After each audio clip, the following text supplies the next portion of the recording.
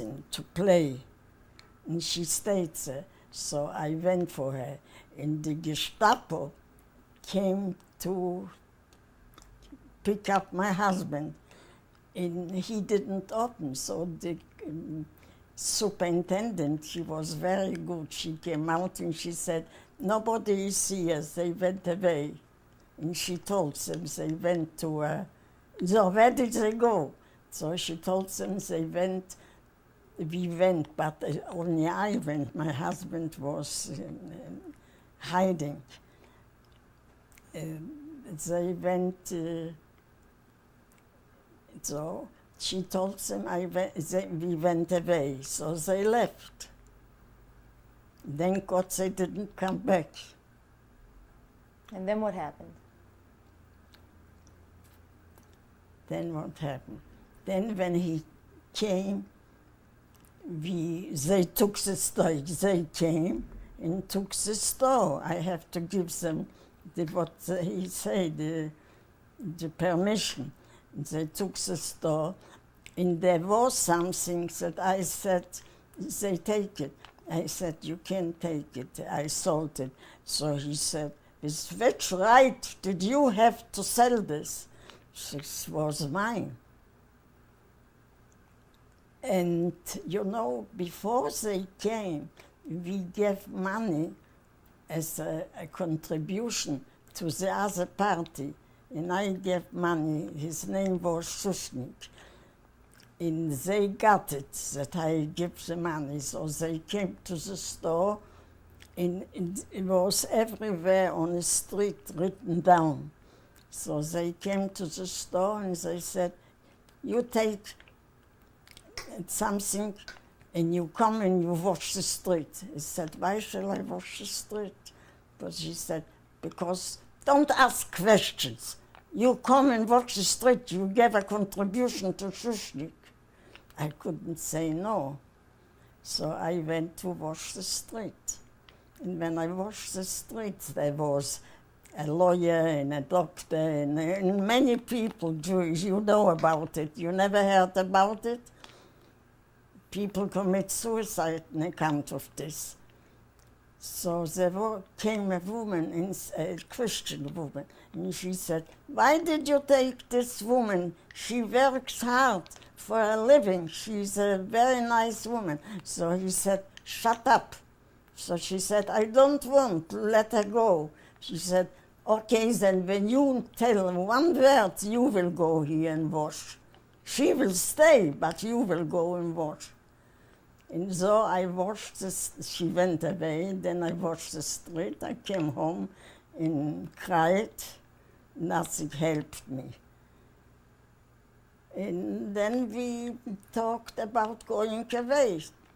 So my husband was a little stubborn, and he said, why shall I go to the consulate? My brother is in Vienna, and he will take us. And of course, he did not go. We went too late. Martha was born in Vienna, so she could go. So, of course, my husband said, I am not going to send her. Where we will go, she will go with us. But his brother, called him and told him from Vienna and told him, look, the child cannot stay there. You have to send her. So finally, he decided to send her. So in February, beginning of February, she went. And when we brought her to the train, it was terrible. I was running after the train and crying. My child, I had only one child, and she goes in the world, I don't know when I will go. I was crying. But it didn't help. Then they threw me out from the store and the apartment.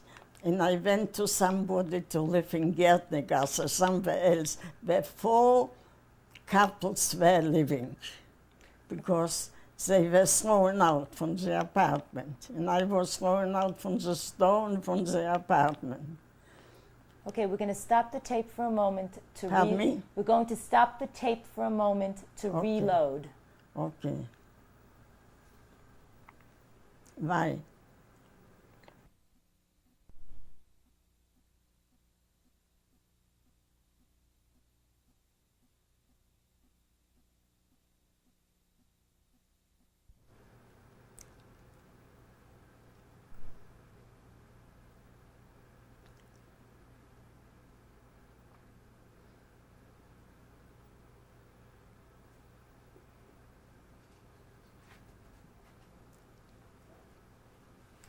This is the testimony of Mrs. Sabina Segal Tannenbaum.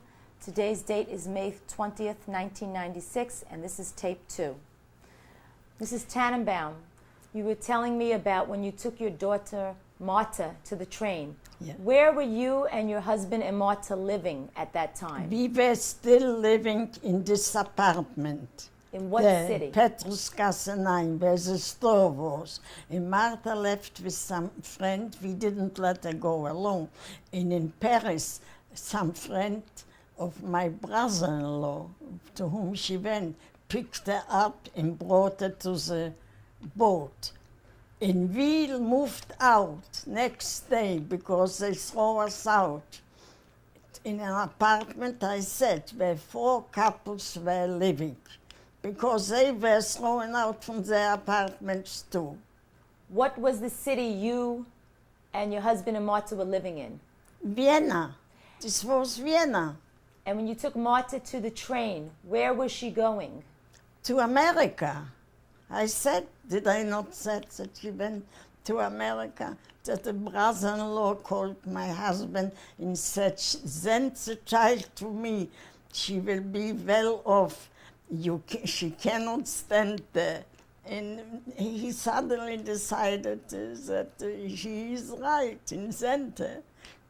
We didn't want to send her, but we have seen that it is no future, and God forbid something happened here. So we sent her, and we moved out. We moved without anything. They took everything. How did you get papers for Marta to leave? How did you get papers for Marta to leave? We could get, yeah. We got papers. I got papers. She was born in Vienna. And my husband and I were not born in Vienna, so we had to wait a few years. So we decided, not we, but my brother-in-law, said we shall go to Cuba. Your brother-in-law, where did he live? In Vienna, where Martha went to him. He had a house, he was very well off. What did your brother-in-law do? He was he was working, he was an executive working somewhere, an executive. Where did Marta get her papers from? Do you remember? In Przemyśl, in Vienna. Did she have to go to a special place for the papers? Yes, sure. I went and did everything for her. She just had to sign. This was not so hard. This she could get, and she left. And then what happened when you moved out of your apartment? I moved the apartment, and right away we made some papers to go to Cuba. We then, the brother-in-law made us out to go to the St. Louis. How did you get papers to go on the St. Louis? In Vienna. I get papers. I was paying tax. Could anybody get papers to go on the St. Louis? From Vienna, I didn't know anybody. I didn't know, but then I met people from Vienna. Where did you go to get those papers to go on the St. Louis? No, to the prefecture, to the police, for everywhere. What kind of questions do they ask you? I just was lucky. I had customers that worked there, and they helped me. They were very nice. I even have a customer from Fay. He was the biggest man in Vienna. He committed suicide when Hitler came. His wife was my customer. And what was his name? Fay. Is that his first name or last name? I don't remember anymore. Listen, she's 60 years, and I didn't know I will need it. When she came to my store, I had to close the doors that people don't, because people came and look. She was this, the wife of this and this. I had such customers that helped me a lot. What made you decide to take a ship out of Europe? What made you decide to take a ship out of Europe? I cannot stay there. I couldn't stay. I was living with 4 couples in an apartment. Everybody had a little hall. And in this time I were not used to have just this. So I decided to go to Cuba, and from Cuba to America. This was only temporary. When you went to get the papers, how long did it take from the time you got the papers to actually taking the voyage on the ship? In a minute I got the papers, we left Vienna and went to Hamburg. In Hamburg we were waiting for the ship, maybe a week. What did you take with you? I took with me, I had to pay for everything. For every little piece what I took, I had to pay the toll to the Nazis. They didn't let you take every silver, they didn't let you take diamonds, they didn't let you take money. You had to go out, I think, with $10. I think $10 we had to take. With this we left. Did you take any jewelry or clothing? Couldn't. One ring I had from my mother, and she got it from her grandmother. So I sewed it in a coat here. I opened this here and sewed in this ring. We couldn't take anything. A little silver, but we had to pay toll for it, or as much as it cost. It was not so easy to go. Don't think we just went. It was not easy. Do you remember how much you had to pay? No, how could I remember?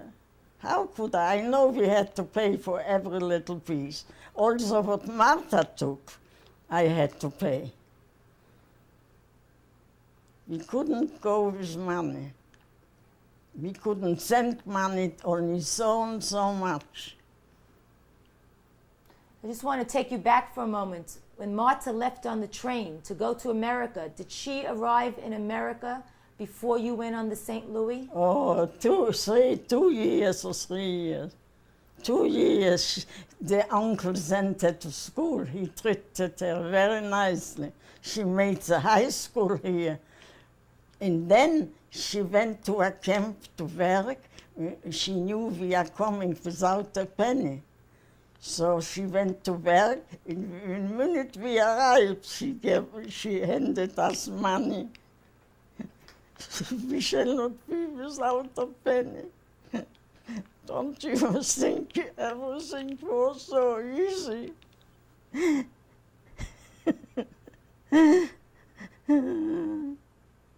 Okay.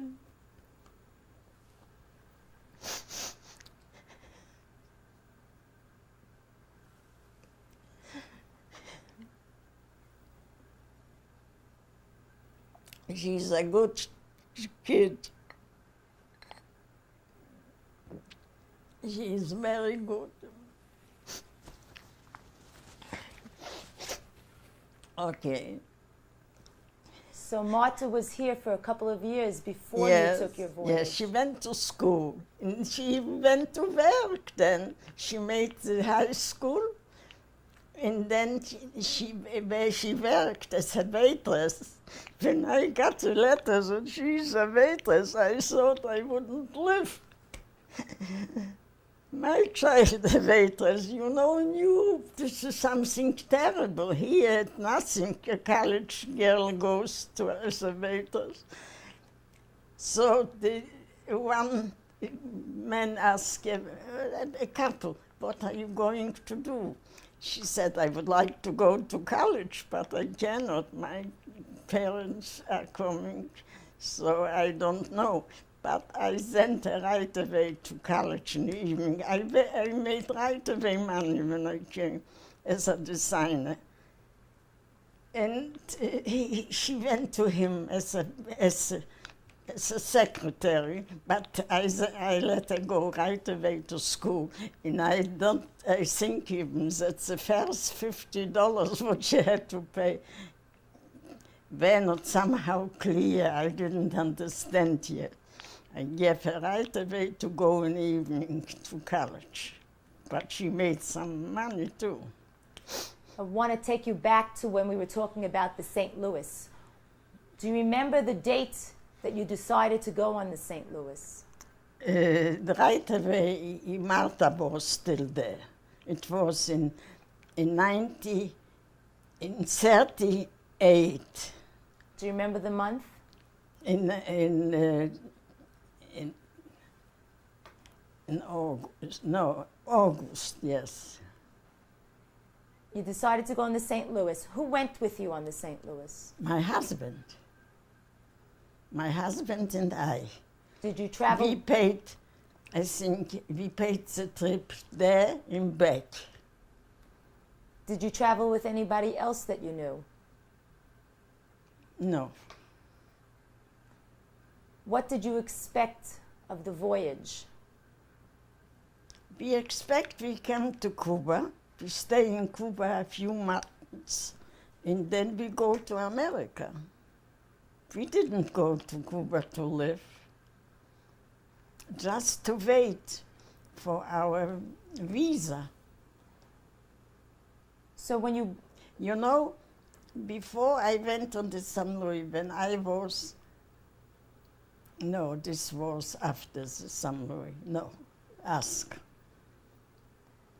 When you went on the St. Louis, how were you treated on the ship? Nice. The captain was very nice. He was going when we couldn't go, when we couldn't land. You know, many men committed suicide. They cut their wrists and went to the water. And because when they heard, they didn't want to go back because it was announced that we are going back. So the captain stayed and waited. It was very, very nice.